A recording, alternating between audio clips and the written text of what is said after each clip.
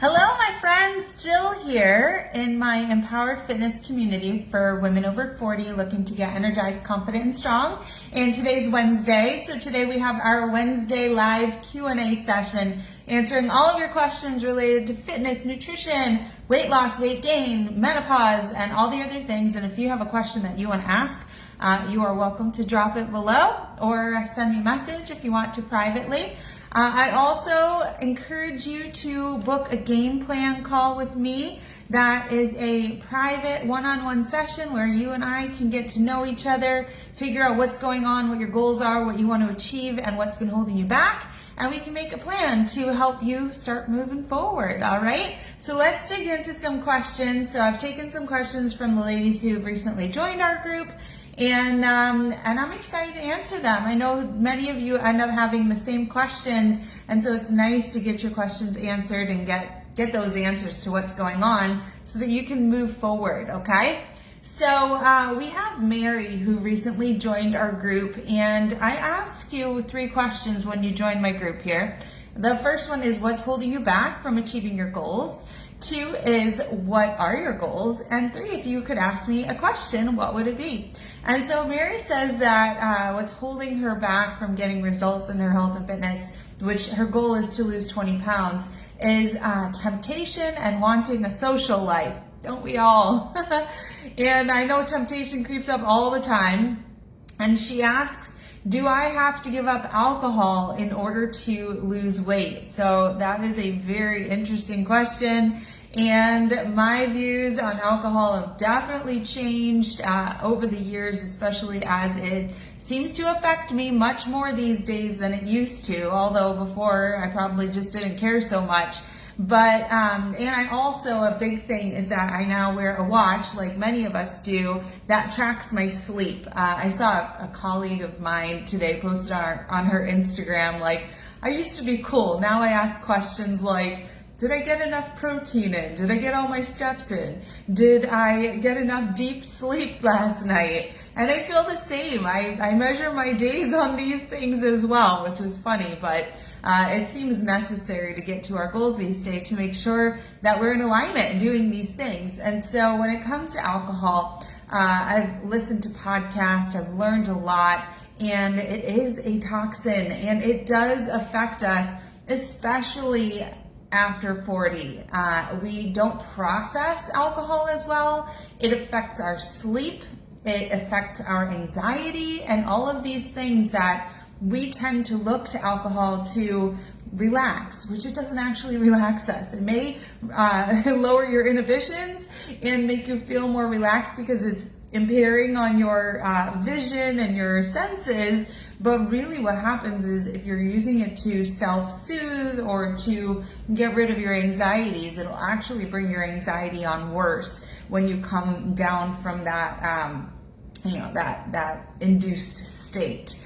In addition, if you're looking for alcohol to help you relax and fall asleep at night, it will actually do the opposite. It's like it makes you pass out instead of getting deep, good sleep. And I know this from just having one drink in the evening. It really ruins my sleep. And what that does is that has a domino effect on your ability to feel refreshed in the morning. It has an effect on your hunger hormones. It has an effect on your ability to go your best in your workouts. It will dehydrate you. So there's so many things. And it literally is one of the things that goes right into your bloodstream and affects your blood cells immediately. And so while I know nobody wants to hear me say like everybody should quit alcohol completely, my friends and I have started to shift towards adaptogen drinks, nootropics, things that are going to have, the same calming effect without impairing on our senses and without having all of these negative side effects that are really uncomfortable. It can also cause bloating. And so I don't think if you want to continue to drink alcohol, I don't think you have to give it up. I think that moderation is going to be best. And when I think of social situations, I just came back from my annual tubing and camping trip with my friends where they drink a whole lot and I used to drink a whole lot, and I switched to the adaptogen drinks and I felt fine. And I have book club coming up where everybody drinks wine all night, and I don't plan to. I plan to bring my own social drinks, and there's so many out there these days as well. And they're fun and enjoyable, and nobody even has to know that you're not drinking alcohol if that's important to you. So here's an interesting thing too, is with regards to weight loss, I've given up alcohol. I've had times where I was, doing a program or a challenge, and it was like, okay, I'm not drinking anything for these next, 3 months. And I remember I had one drink. I was doing 90 days, right? And I said I would have one drink, and that was on my birthday, right? And otherwise, I didn't have a single drink for that 90 days. And do you know what happened? I did not lose any weight in those 90 days. I gave up alcohol, and I was like, I gave up alcohol and I didn't lose any weight. I actually gained a pound in that, but my body really transformed, and the progress photos from the beginning to the end really told a whole different story than what the scale was telling. So it's a personal preference. For me, I don't say that I'm like cut it out completely. If my mom offers me a glass of wine, it's possible maybe I would take it. It's possible I might just say no. And so I don't feel like it has to be cut and dry, but I think it helps if you cut down, for sure. And so one of the strategies, I'm going to give you a strategy, Mary, that I use is, for instance, if I know I'm going to my mom's house and she's putting on dinner for us, I know my mom's always going to have wine. She actually brings the bottles of wine to my house because she knows that I just don't have it in the house. Or she finds her bottles of wine in my house. She and my father-in-law, they keep them here so that they're here when they come. So if I go to my mom's house, what I would do is I would start by probably bringing my own, this is sweating, my own drink, this is greens, and I would bring my own bottle of water. I carry water around with me everywhere. And I would probably start with, refusing anything but water. Even if she, asked me if I wanted something, I'd say, I'll take a glass of water first, right? And I finish my whole glass of water before I have any alcohol. And then I might say yes to a glass of wine, maybe with dinner, maybe before dinner. Smarter before dinner, because as soon as you start to drink, you are not going to be metabolizing your food until the alcohol is metabolized. So there's a little tip. Then if you have your glass of wine, then what I say is you got to go back to the water, right? So you got to flip-flop back and forth. And honestly, how many, things of liquid are you going to fit in you before you just kind of over the liquid and feeling full from that? So if you have water, a drink, water, that's a really good way to at least slow down that drinking and to be sure you're rehydrating in between. So that would be my tips and how I feel about alcohol. Certainly I do think it's going to be easier if you cut back with regards to your weight loss and just feeling the best, okay? All right, so Robin didn't have a question here, but she said time is holding her back.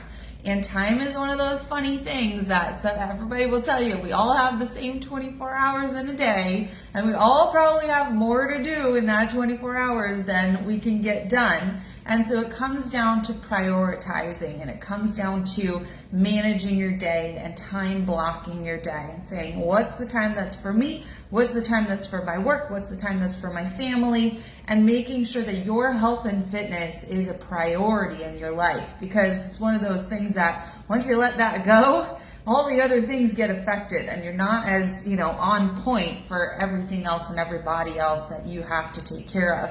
So if you need to be delegating, or I forget it was 3 Ds, delegating, deleting, or delaying, right? So if the laundry needs to be delayed because you got to get your workout in, then that's what has to happen. If the kids have to do their own laundry because you got to get your workout in, then that's what has to happen, right? And we can't just not do laundry forever. But I told my husband the other day, he's like, can you do the whites? Because I don't have any socks. I said, go buy more socks.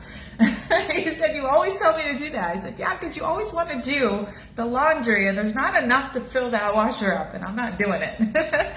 So time, you just have to learn how to manage it well and prioritize the things that need your attention. And I will tell you, if you're not prioritizing 20 to 30 minutes a day for your fitness, then you're not doing it right. You gotta find that small bit of time. If you're not taking the time to either shop, and I'll tell you, I save so much time with shopping these days by doing Instacart or Walmart delivery. That's amazing, getting that time back. And then doing my workout while somebody else is shopping. And then when the food gets here, I can prep and get ready and have things done ahead of time so that I don't have to spend so much time during the week doing that, right? Being prepared, being planned, and really getting back in control of your time is really, really helpful. Okay, Claudia says hormones are holding her back and she wants to know, how do I achieve my fitness goals while in perimenopause?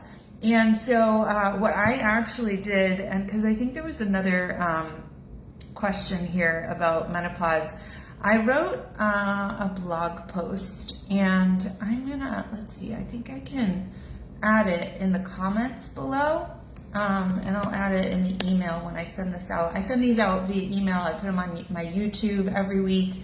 Let me just get in, oh, there we are, get in the right place here. Okay. So what did I call this? Why menopause affects weight loss and what you can do about it. So, okay. So here we have that blog post for you. I just added it in the comments here. So you have that now. And so we can absolutely still lose weight during this time frame. With regards to, I think somebody else had asked that question as to why is it so hard? Why is it so much harder in perimenopause, and how does that affect weight loss? Oh, I just lost the blog post. Here it is. So here's what happens during perimenopause, and even if you're postmenopausal. And I want to take a moment to say hi to everybody who's hopped on. Celeste, Allison, Sherry, Susan, Angelica, Maggie, and Mary. And so if you want to tell me where you're tuning in from and that you watched this, let me know. If you have any questions also, you can always ask them during or after the broadcast too. So what happens during perimenopause and beyond is that our estrogen, our sex hormones, estrogen, progesterone, testosterone, they're starting to decrease. So your estrogen is dropping, and estrogen is actually really, really instrumental in metabolism and fat storage management. So instead of using fat as energy, our bodies start storing it instead. And generally it's around the middle and the butt and the thighs, which is really not cool, but it's just what happens, right? And so your body starts clinging to the fat, and so this is definitely going to be something you notice, right? We also have this aging issue, which it's hard to stop it, but our muscle and bone mass decreases starting back in our 30s. And so it becomes more rapid in your 50s. And so with the decline of muscle mass, that's what gets your metabolism revving. And so when you have less muscle mass in your body, your metabolism slows down, which means that food gets broken down slower. And if we're not using it as energy, then again, it stores as fat. And so the best thing we can do is add more lean muscle to our body, and that is going to help you with weight management.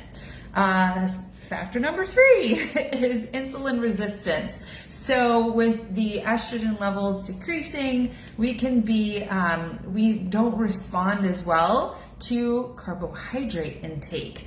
And that's because the carbs have sugar in them, right? Whether it's vegetables, low sugar, fruit, there's different fruits that have higher, we call it like glycemic index, higher on the glycemic index or lower. So higher sugar fruits, they cause spikes in blood sugar, which if not managed appropriately by your body or by you and your intake, then that can also lead to increased fat storage.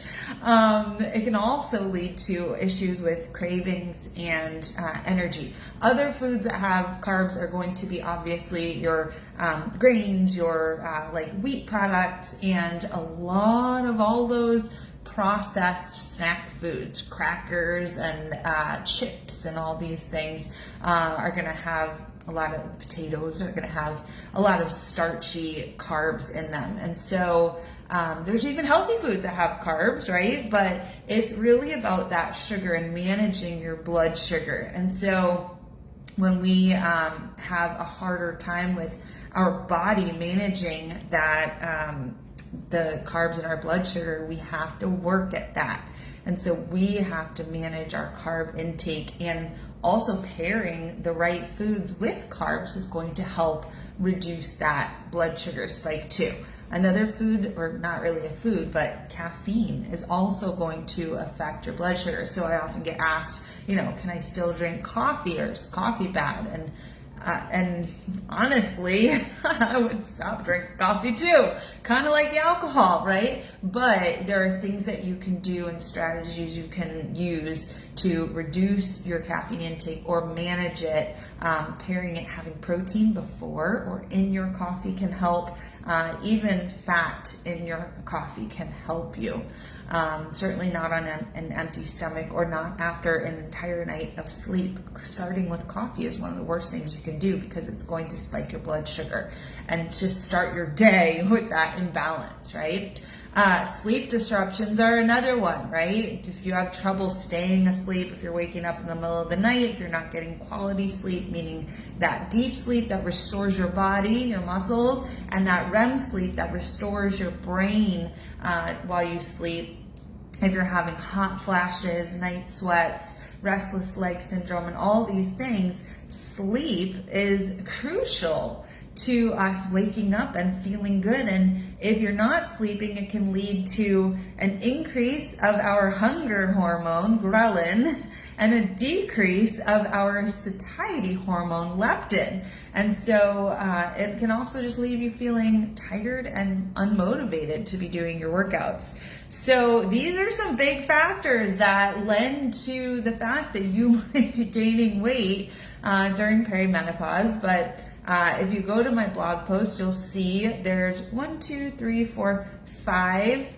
big keys that I teach as to how you can stop all the weight gain and reverse it. And then a lot of what I do in my coaching programs feeds right into this too. So we can learn all the tools that we need to make sure we are not just victim to the weight gain, right? Okay, let's move on from this one.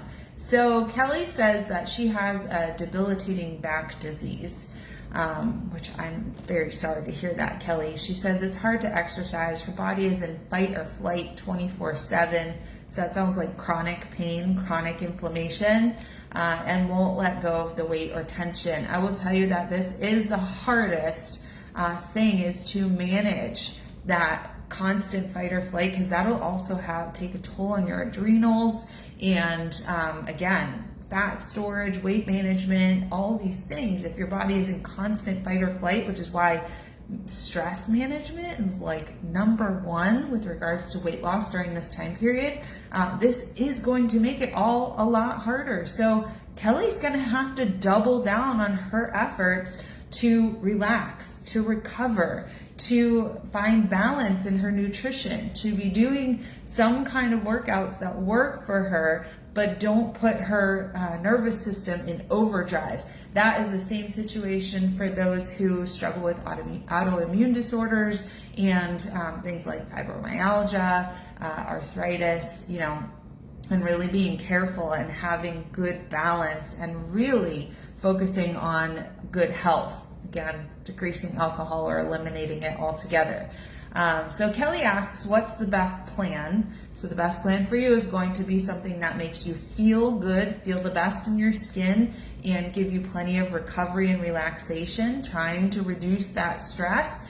And she's asking too, can weight loss be accomplished with food alone? So actually, yes, weight loss is controlled by food. It's really is a matter of your intake versus your activity, where your body is at right now. And honestly, it's not like eat less, weigh less. You have to eat the right amount to keep your metabolism buzzing, right? So that it doesn't slow down, but you can't eat more than you're burning in the day. So it does help you if you are building muscle, because muscle is going to burn more fat at rest, right? So if you have a lot of muscle, your body is going to do a lot more of the work for you, so you don't have to be constantly trying to burn calories. But I'll tell you, when I started my journey, I had an injury, had a back injury, and then I was overdoing it with something. I ended up tearing my chest wall, and then I got like bronchitis, which made it all worse. And so I went into the sports medicine doctor. I was like, I'm on a weight loss journey. I'm like starting it tomorrow, and my chest hurts so bad. What can I do? And he's like, nothing. Like, you need to rest. He said, focus on your food. So for 3 weeks, I started with focusing on food, and I lost 15 pounds just with food, portion control alone. And it wasn't just controlling the portions, but it was also making sure I was getting enough of all the foods and all the right amounts of the different food groups. And the weight just fell off. But then I saw the body I ended up with. I started about 150 pounds, and I was at 135, and I was like, this isn't the body I wanted. I'm like skinny, but I'm not like strong and toned. And then I started really working on bodybuilding, and that changed my physique to get really the physique I was looking for. And so, yes, for weight loss, you can accomplish that with food, but it's always going to be tied to your food. So if you eat less or eat, in the right place and balanced and to perfection, then you might see weight loss. But then as soon as you let that go, you're going to see that weight come right back on. For me, at this point, I focus on strength. I eat a lot. And so I build a lot of muscle, and so my body can regulate my food intake a lot better. And so if I have a few more treats, then I'm not just blowing up and gaining a lot more weight. My body has learned how to manage those extra calories and kind of invites them sometimes. So I hope that answered your question, Kelly. Feel free to book a call with me so we can talk about what you're going through and figure out the right fitness plan that will work for you. Okay, Katrina had a very general, she said motivation is holding her back, and she asked how to lose weight. So I think I've addressed that a little bit here. Bonnie says getting started has held her back. So that I know, because I have calls with a lot of you who then toy around with the idea of starting, but then don't get started. And so I think for getting started, the best thing is to have a small way to start. So that might be either having a call with me where we get you excited, or I've also dropped the link for you for my 5-day Menopause Makeover, which is 5 workouts: arms, stretch, abs, stretch, and glutes. And it has 5 lessons, mastery lessons on menopause, stress, nutrition, sleep, fitness, and hormones.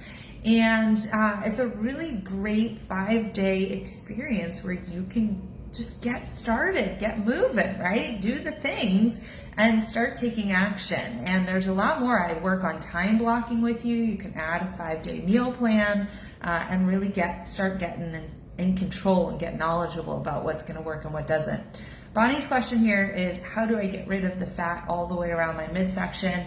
Again, go read that blog that I just gave you the thing there for, because a lot of this is hormonal weight gain, and we need to get back in control with our fitness, with our nutrition, with our stress management, get good sleep, and possibly some kind of supplementation or hormone replacement might help you as well. Bonnie, I'd love to chat and get to know you.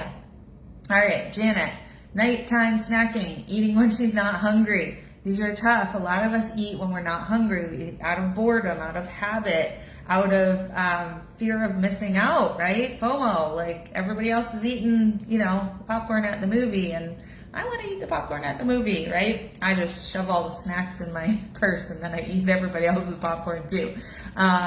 So we have to have some, some strategies around those things. If you tend to start snacking at night, then let's find a new activity. What is it you're doing while you snack at night? Is it because you sit and watch TV? Let's stop the whole sit and watch TV at night thing. Let's do something different somewhere else. Another thing is sometimes I like to make myself a nice fun drink, right? So I'll take one of my my adaptogen drinks, and then I'll also add a seltzer, just a regular seltzer in to make it bigger so that I have something to sip on from when we finish dinner. And lately we've been doing family games after dinner. And then I just sip that, and then I sit on the couch and I sip it. Or one of my favorite things last night, while we were playing the game at the end, I grabbed a banana and I cut it in half the long way, and I laid it on a piece of tin foil on a tiny little sheet pan, and I melted a few, just not too many, maybe 10 dark chocolate chips with a little teaspoon of peanut butter, mixed it, put it in the microwave, melted it up, and then I spread it on the banana and I put it in the freezer. And I don't let anybody else touch it. That was my late night snack, like 9:30 at night when we were watching TV. And it was a whole banana and a little bit of chocolate chips and a little bit of peanut butter. So maybe we come up with healthier versions of snacks so that we're at least not breaking the bank if we do want to snack on something at night. Another thing is a tea, right? Some kind of nice hot tea, something that maybe adding almond milk. I love my Beam Dream hot chocolate. If you want the link to that, ask me for it because I have a $30 coupon for you. I love Beam Dream. It helps me fall asleep at night, and it's chocolate and it's like 15-20 calories. And so that's a nice chocolatey treat at night. All right, we'll take one more for today because I have a client call in 3 minutes. So Lorraine says she's going through a lot of bloating and discomfort, and it makes her feel like an unmotivated blob.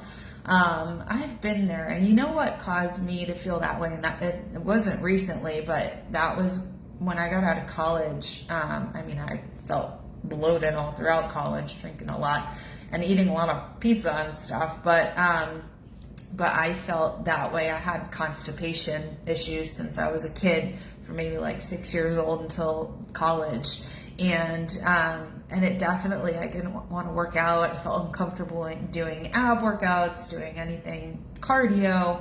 I didn't want to go be in front of anybody at the gym, that's for sure. And so I totally understand. And bloating and discomfort is a part of this transition through perimenopause and menopause. That's because the gut bacteria, with the hormonal changes, your gut changes too. And so you might notice more sensitivities to foods that you didn't feel sensitive to prior. It could be wheat, it could be gluten, it could be same thing. It could be alcohol, it could be corn, it could be soy, it could be dairy, right? And so we have to start just paying attention to our body and see what bothers us. I know for a while there, Brussels sprouts, which used to be my favorite at restaurants, and I'd make them, I would roast them, put a little maple syrup or bacon or whatever, and all of a sudden I was getting the worst gas when I started eating them. I had to just stop. Right? Because it was uncomfortable. Lorraine's question here is cheese bad to eat if I want to lose weight? And so that's going to be one of those individual foods. I did write some notes down. The good thing about cheese is it's high protein. It's got fat in it. Fat is important for hormones, right? It's also something that we don't produce. Our body doesn't produce all of the fats that we need, and so we have to consume them. So cheese is high protein, high fat, but low carb. So that's nice. Flavor goes a long way, right? And it's satiating. That fat makes us feel full and nice. The problems with cheese is it's very easy to overeat, so you might be overdoing your calories, which can cause weight gain. It's high in saturated fat, so we have to be careful of the ones we choose, and it can cause inflammation, bloating, and gas in many people. And so might need to cut back on things that make us feel bloated and uncomfortable, right? Which can be a lot of dairy products for adults. Some will say that adults are not meant to have dairy products at all. And so you have to be careful. You could switch to, plant-based milks. You can cut out ice cream. You can move to, frozen treats that are not dairy based, right? I just talked about my frozen bananas, which I love. And then there's also 4 cheeses that I found, I did a little research, that are recommended. Part skim mozzarella cheese, little lower fat. Parmesan, something I always have in my fridge. I feel like it goes a long way with just a little bit to flavor your food. Feta and goat cheese, also stronger flavor, so you can have just a little bit. And cottage cheese, obviously. There's a big trend with cottage cheese in that it's very high protein, low fat, and you can do so many things with it. You can bake with it, you can make all kinds of dips with it, and you can serve it with fruit, you can have it savory, you can have it sweet. So you don't have to give up cheese unless it bothers you, right? And be very careful. What's important is that you're measuring and you're knowing how it fits in your day. All right, so that's it for my Q&A today, because I gotta hop on a call with the other Jill. And if you would like to schedule a call with me, I would love to get to know you and figure out how you and I can work together in this journey to make sure you're super successful and enjoying it and having fun and seeing great success. And I will see you back here on Monday for Motivation Monday. I'll see you on Wednesday for our next No, I won't be here Wednesday. I'm flying to New York on Wednesday. Maybe we'll just skip next week, Wednesday, but or maybe I'll do it on Tuesday. I don't know yet. We'll see. All right. But I'm glad you're on. Krista, Laura, Stephanie, who I missed when you came on. If you have any questions, drop them below. Otherwise, I will see you soon. All right. Bye.